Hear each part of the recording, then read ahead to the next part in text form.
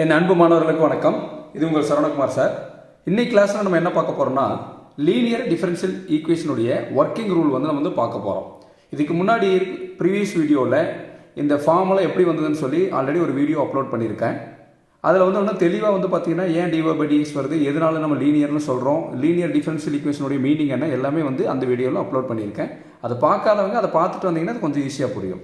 இந்த ஒர்க்கிங் ரூலுங்கிறது என்னென்னா, அதாவது இந்த லீனியர் டிஃபரன்ஷியல் ஈக்குவேஷன் சம்ஸை எப்படி சால்வ் பண்ணலாம்னு சொல்லி இந்த வீடியோவில் நம்ம சொல்ல போகிறோம். இப்போ இதில் என்னென்னா எல்லா ஹிண்ட்டும் நான் உங்களுக்கு கொடுக்க போகிறேன். இந்த வீடியோவை முழுமையாக நீங்கள் பார்த்தீங்கன்னா இந்த டாப்பிக்கில் வரக்கூடிய எந்த ப்ராப்ளம்னாலும் நம்ம சால்வ் பண்ணிடலாம். சரிங்களா? இப்போ இதில் ஃபஸ்ட்டு ஸ்டெப் என்னென்னா, இந்த dy/dx + py = q இந்த ஃபார்மெட்டுக்கு நம்ம இந்த ஃபார்முக்கு நம்ம கொண்டு வரணும். கொடுத்துக்கூடிய கிவன் ப்ராப்ளத்தை dy/dx + py = qங்கிற இந்த ஃபார்முக்கு நம்ம என்னென்னா ஃபஸ்ட்டு கொண்டு வரணும். இதுதான் ஃபஸ்ட்டு ஸ்டெப்பு. கொண்டு வந்ததுக்கப்புறம் அதாவது பீனுடைய வேல்யூ கியூனுடைய இதுவும் நம்ம எழுதணும். பீங்கிற ஃபங்க்ஷன் கியூங்கிற ஃபங்க்ஷன் எழுதணும். அந்த பீங்கிற ஃபங்க்ஷனும் கியூங்கிற ஃபங்க்ஷன் எங்கே இருக்குன்னா இங்கே தான் இருக்குது பாருங்களேன்.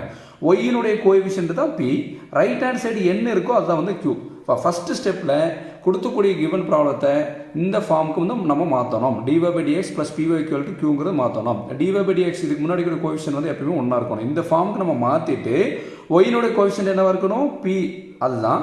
ரைட் ஹேண்ட் சைடு என்ன இருக்கோ அது q. அப்படி pq நம்ம கண்டுபிடிச்சதுக்கப்புறம் செகண்ட் ஸ்டெப்பில் நம்ம கண்டுபிடிக்க வேண்டியது இன்டகிரேட்டிங் ஃபேக்டர்.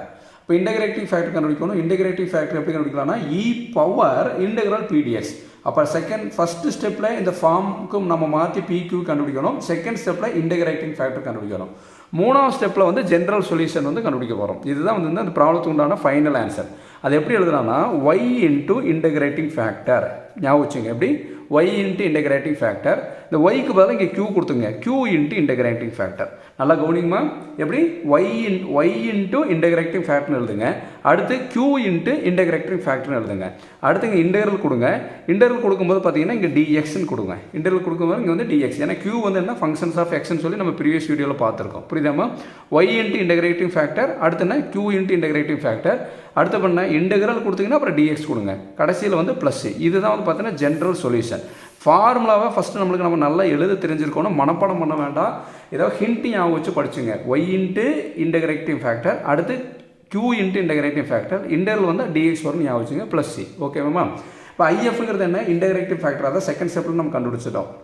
அதை நமக்கு சப்ஸ்டிட் பண்ணிவிட்டு அதுக்கடுத்து ஃபைனலாக ஒரு இன்டெகிரேஷன் பண்ணால் நமக்கு ஆன்சர் வந்துடும். சரிங்களா? இது ப்ராப்ளம் பார்க்கும்போது நம்மளுக்கு நம்ம தெளிவாக நம்மளுக்கு புரியும். ஃபஸ்ட்டு ஸ்டெப்பில் இந்த ஃபார்முக்கு கொண்டு வந்துட்டு pq கண்டுபிடிக்கணும். செகண்ட் ஸ்டெப்பில் எப்பயுமே இன்டகிரேட்டிங் ஃபேக்டர் கண்டுபிடிக்கணும். நம்மளுக்கு என்னென்னா போர்டு எக்ஸாமில் பார்த்தீங்கன்னா இன்டகிரேட்டிங் ஃபேக்டர் மட்டும் கூட கண்டுபிடிக்க சொல்லலாம். அப்போ கேட்டாங்கன்னா இன்டகிரேட்டிங் ஃபேக்டர் மட்டும் கேட்டாங்கன்னா ஸ்டெப் 1 ஸ்டெப் 2 போடணும். சரிங்களா? ஜென்ரல் சொல்யூஷன் வரைக்கும் போடும்போது பார்த்தீங்கன்னா ஸ்டெப் 1 ஸ்டெப் 2 ஸ்டெப் 3 3 ஸ்டெப்பும் போடணும்.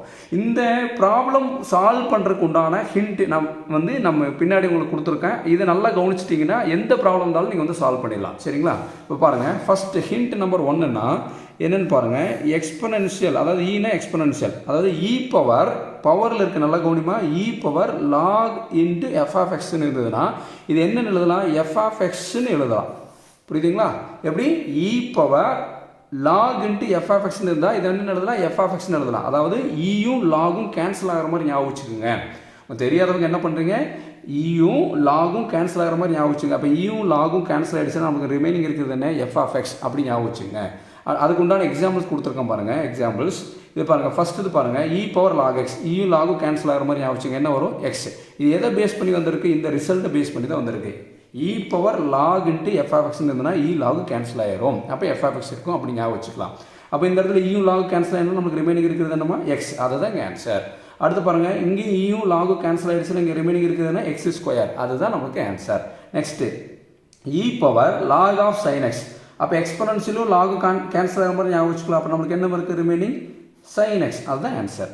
இப்போ e⁻log sec x log cancel ஆகிற மாதிரி ஞாபகம் வச்சுக்கலாம். ரிமைனிங் இருக்குதுன்னா sec x.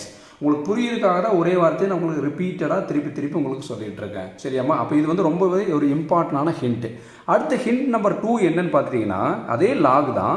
ஆனால் இங்கே பாருங்கள், e⁻−3 × log xன்னு இருக்குது. எப்படி e⁻−3 × log xன்னு இருக்குது. இதுக்கு நம்ம என்ன பண்ணலாம்னா இந்த மாதிரி, அதாவது என்னென்னா முன்னாடி ஏதாவது நம்பர் வந்ததுன்னா e⁻log x இந்த -3 இங்கே கொண்டு வரணும், எக்ஸினுடைய பவருக்கு கொண்டு வரணும், x⁻−3. இது எது பேஸ் பண்ணி நான் எழுதியிருக்கேன்னா இங்கே பாருங்கள், நம்ம சின்ன கிளாஸஸில் படித்தது தான் n இன்ட்டு லாக் m இப்படி இருந்ததுன்னா இதை லாக் m பவர் nன்னு எழுதலாம். எப்படி n இன்ட்டு லாக் mன்னு இருந்ததுன்னா இது எப்படி நம்ம எழுதலாம்? Log m power n. நல்லா கவனிங்க, இது கம்பேர் பண்ணி பாருங்களேன். -3ங்கிறது n, -3ங்கிறது n, லாக் எக்ஸுங்கிறது m ஈக்குவல் டு இப்படி இருந்தால் என்ன எழுதலாம்? இந்த எண்ணை வந்து இங்கே கொண்டு போகலாம். அப்போ லாக் m பவர் nன்னு எழுதலாம். இது வந்து ஒரு இம்பார்ட்டண்டான ரிசல்ட். இந்த ரிசல்ட்டை பேஸ் பண்ணி தான் நான் இங்கே எழுதியிருக்கேன். e power -3 log x. இந்த -3 என்ன பண்ணுறோம்? முன்னாடி கொண்டு வரோம் பவரில் m பவர் nன்னு இருக்குங்களா? அப்போ வந்து என்ன? x power -3. இப்போ நம்ம என்ன பண்ணலாம்? பழைய மெத்தடு ஈயும் லாகும் கேன்சல் ஆகிடும். நம்மளுக்கு என்ன வரும்? x to the power -3. அப்போ x power -3 correct, 1/x power 3 correct. இந்த x பவர் +3 மேலே போகும்போது -3 ஆகிடும். சரியா?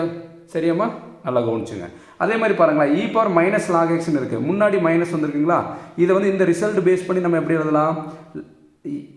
e power log x to the power -1. இந்த -1 என்ன பண்ணலாம்?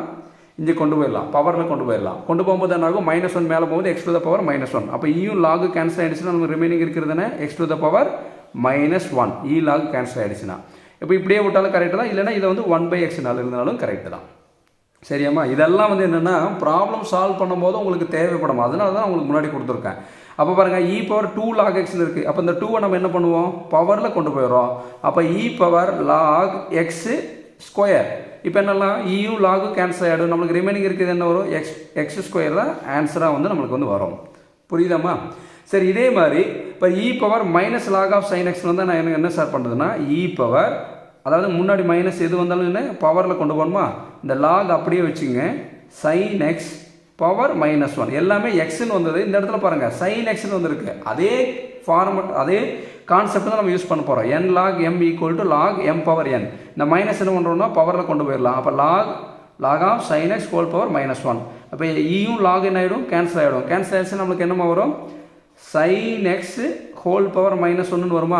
e லாக் கேன்சல் ஆகிடுச்சுன்னா அடிச்சு விட வேண்டாம், நீங்கள் இந்த கான்செப்டை மட்டும் ஞாபகம் வச்சுங்க. அப்போ sin x whole power -1 1/sin x எழுதலாமா? sin x whole power -1 1/sin x. அப்போ 1/sin xங்கிறது என்னென்னா கொசிக்கன் x. இந்த 1/sin x என்ன எழுதியிருக்கேன்? கொசிக்கன் எக்ஸ்ன்னு எழுதியிருக்கேன். அப்போ இந்த ஹிண்ட் எல்லாமே நம்மளுக்கு என்னென்னா சம் சால்வ் பண்ணும்போது யூஸ் ஆகும். இது வந்து ஃபஸ்ட்டு டைரெக்டாக கொடுக்கும்போது லாக் எக்ஸுங்கும் போது இந்த லாகுக்கு முன்னாடி ஏதாவது நம்பர் வந்ததுன்னா இந்த மாதிரி நம்ம வந்து யூஸ் பண்ணணும். இதை நல்லா வந்து தெரிஞ்சு வச்சுக்கோங்க. அடுத்து இந்த சம்ஸை சால்வ் பண்ணும்போது இந்த 2 ஃபார்முலாவுக்கு இன்டெகிரேஷனில் பார்த்துருக்கோம். இந்த 2 ஃபார்முலாவுக்கு டைரெக்டான இது கிடையாது. அதாவது டைரெக்டான வந்து ஆன்சர் அதாவது இதில் உங்களுக்கு நான் கொடுத்துட்டேன். இதை நல்லா ஞாபகம் வச்சுங்க. ஆனால் tan xக்கு வந்து டைரெக்டான ஃபார்முலா கிடையாது. பட் அதுக்காக ரிசல்ட்டை நான் உங்களுக்கு எடுத்து எழுதி கொடுத்துருக்கேன். இதை ஞாபகம் வச்சிட்டிங்கனாலே போதும். tan xை வந்து இன்டெகிரேட் பண்ணிங்கன்னா லாக் ஆஃப் சீக்கன் எக்ஸ் ரெண்டுமே லாக் தான் வரும். tan வந்தால் சீக்கன் எக்ஸுங்கிற ஞாபகம் வச்சுக்கணும், காட் வந்தால் சைன் எக்ஸுங்கிற ஞாபகம் வச்சுக்கணும். எப்படி? இன்டெகிரல் tan x dxனா log of secant x plus c, integral cot x dxனா log of sine x plus c. ரெண்டுமே லாக் தான். tan வந்தால் சீக்கன் வரும், காட் வந்தால் சைன் வரும்னு ஞாபகம் வச்சுக்கணும். இது ரொம்பவே இம்பார்ட்டண்டான ஃபார்முலா. கண்டிப்பாக வந்து சம்ஸு சால்வ் பண்ணும்போது இந்த 2 ஃபார்முலாவும் நம்மளுக்கு அங்கே வரும். நம்ம இன்டெகிரேஷன் படிக்கும்போது இதுக்கு உண்டான டைரெக்டாக நம்மளுக்கு வந்து இன்டெகிரேட் பண்ண முடியாது. tan x sin x by cos x கொடுத்து அது அதுக்கு பண்ணதுக்கப்புறம் நம்ம பண்ணியிருப்போம். காட் எக்ஸை காஸ் பை சைன் போட்டதுக்கப்புறம் பண்ணியிருப்போம். அதனுடைய ரிசல்ட்டு தான் உங்களுக்கு நாங்கள் கொடுத்துருக்கேன். இந்த 2 ரிசல்ட்டை நல்லா ஞாபகம் வச்சுங்க. அடுத்து sin x இன்டெகிரேட் பண்ணால் -cos x டிஃபரன்சியேஷனுக்கு ஆப்போசிட்டாக வரும். இது நல்லா ஞாபகம் வச்சுக்கணும். இந்த சைனில் வந்து தப்பு பண்ணுவீங்க, கொஞ்சம் கரெக்டாக ஞாபகம் வச்சுக்கணும். cos x இன்டெகிரேட் பண்ணால் sin x இவ்வளவு தான். இதை நீங்கள் நல்லா ஞாபகம் வச்சுன்னா போதும். அதாவது இந்த ஹிண்ட் 1 ஹிண்ட் 2 அடுத்து கொடுத்துருக்கூடிய இந்த ஹிண்ட் 3 ஹிண்ட் 4 இதை நல்லா ஞாபகம் வச்சிட்டிங்கன்னா ப்ராப்ளம் போடுறது ரொம்ப ரொம்ப சிம்பிள். ஓகேங்களா? அப்போ மெயின் வந்து என்னென்னா கொடுத்துக்கூடிய கிவன் ப்ராப்ளத்தை இந்த ஃபார்முக்கு மாற்றிட்டு இன்டெகிரேட்டிவ் ஃபேக்டர் செகண்ட் ஸ்டெப்பில் எப்பயுமே கண்டுபிடிக்கணும். தேர்ட் ஸ்டெப்பில் வந்து பார்த்தீங்கன்னா ஜென்ரல் சொல்யூஷன் கண்டுபிடிக்கணும். இந்த ஜென்ரல் சொல்யூஷன் கண்டுபிடிக்கிறதுக்கு இன்டெகிரேஷன்லாம் வந்து பார்த்தீங்கன்னா இந்த ஹிண்ட் எல்லாமே நமக்கு வந்து யூஸ் ஆகும். Thank you students.